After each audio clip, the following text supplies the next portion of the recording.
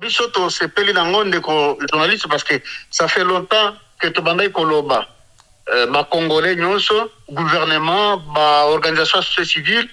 que lolenge akosala batuana ezali une façon terroriste. Ils utilisent des méthodes violentes, s'attaquent aux faibles, aux femmes, les enfants. Bref, baza batu moko oyo makila kosopa makila ya batu pona bango ezali eloko malamu. Alors malheureusement ba gouvernement même oyo le président qui oya biso ezala ikaka koloba tango nyonso ke eloko ezosalema na Congo ezaka lokola terrorisme oyo ya ba Al-Shabaab lokola État islamique na Maghreb pe na Moyen-Orient, mais ba nation civilisée nyonso n'ont jamais daigné comprendre ça comme tel. Nayango biso lelo tozali erré, d'autant plus que États-Unis qui croient aux valeurs de liberté, de l'épanouissement de l'homme, du caractère sacré de la vie humaine, va reconnaître que eloko ezosalema na Beni ou ezosalema depuis un moment na Kalemi, selon certains rapports que nous avons, qui fait toujours à Badefouana, même à Bakabalo, même à Ituri, une partie de la province de Ituri, ezali eloko mususite ezali terrorisme. Et par le fait, le gouvernement a CPLP parce que l'organisme et l'organisation réputée comme telle, le col à Badefouana, tu bénéficier naturellement de la coopération internationale. Oyo ba pays à Sahel baza ko bénéficier nango ndenge oyo Somalie aza ko bénéficier nango parce que pour la lutte contre le terrorisme ba état civilisé nyonso batiaka ba force na bango ensemble pour éradiquer la chose. Kasi yango eko changer nini? Est-ce que ko pekisa ba ADF ba boma bakata ba mitu ndenge tuzomona na mikolo na ba vidéo yango? Non, écoutez, des journalistes, je pense que l'État islamique avait quand même beaucoup plus de moyens que ba ADF. Mais lorsque la communauté internationale a parlé le même langage, tout le monde a dit Russie, Turquie, France, États-Unis,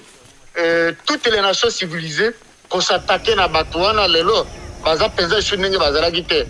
Al-Shabaab, à un moment donné, Bazoua quand même une partie à Mogadiscio, mais depuis que la communauté internationale était les là-bas, parce qu'elle est réputée comme terroriste. Yomoko Talakaka, Nakoki Kotanglo, organisation terroriste,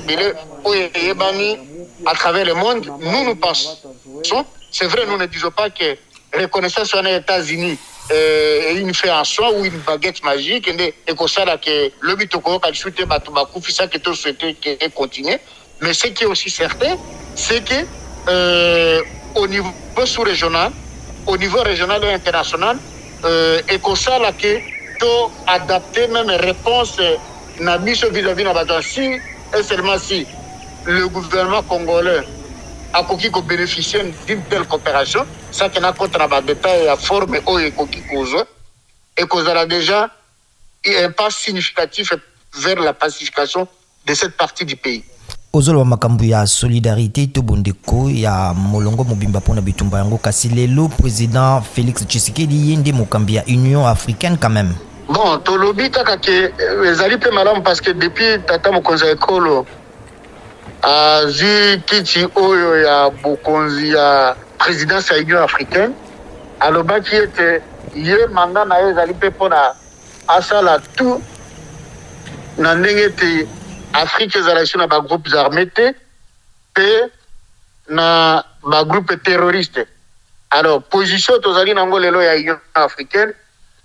ekosala te naturellement avant ya kokende kokomba musika to bandana na ndako na biso moko. Je pense que dossier wana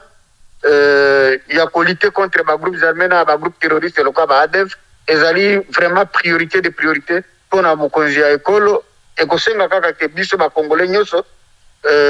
to pesa maboko na ba force de défense de sécurité na biso na mokonzi ya ekolo pona une fois pour toutes to pacifier Beni, Bunia, Kabalo, Tanganyika, ainsi de suite.